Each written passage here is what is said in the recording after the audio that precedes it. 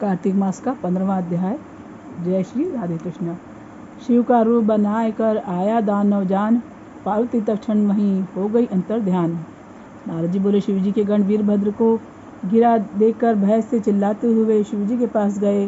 कोलाहल सुनकर शिव जी बैल पर चढ़कर हंसते हुए संग्राम में आए। उनको आते देखकर उनके गण सिंह से गर्जना करते हुए दैत्यों की बाणों की वर्षा करने मारने लगे। महादेव जी को देखकर दैत्य ऐसे भाग गए जैसे कार्तिक व्रती को देखकर पाप भाग जाते हैं।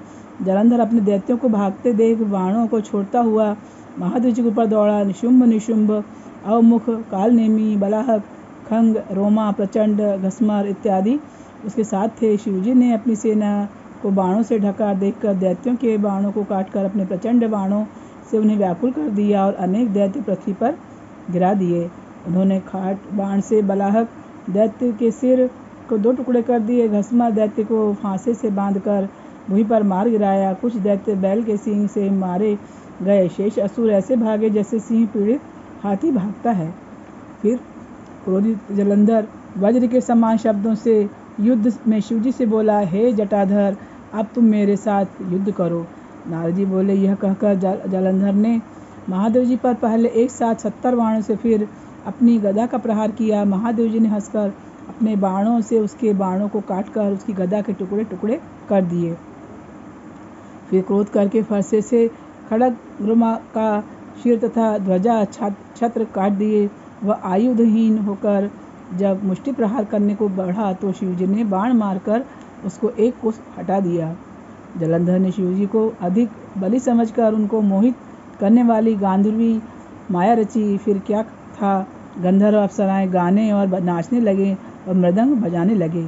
जब आश्चर्य को देखकर महादेव जी नींद से मोहित हो हाथ से गिरते हुए अस्त्रों को ही भूल गए, तब जलंधर में निशुंभ को छोड़ 10 भुज, 5 मुख, 3 नेत्र और जटाओं को धारण करके शिव रूप बना बैल पर बैठ गया। पार्वती जी रुद्र को आया जानकर सखियों के बीच से उठकर दर्शन के लिए आई। तब उसने सुंदर पार्वती को देखकर वीर छोड़ दिया और जड़ हो गया। तब गौरी दैत्य को जानकर शीघ्र ही वहीं से अंतर्ध्यान हो गई। उत्तर दिशा में मानसरोवर चली गई। बिजली की चमक की तरह पार्वती को वहां से गई देख जलंधर युद्ध में शिवजी के पास गया। पार्वती जी ने उसी समय विष्णु का स्मरण किया।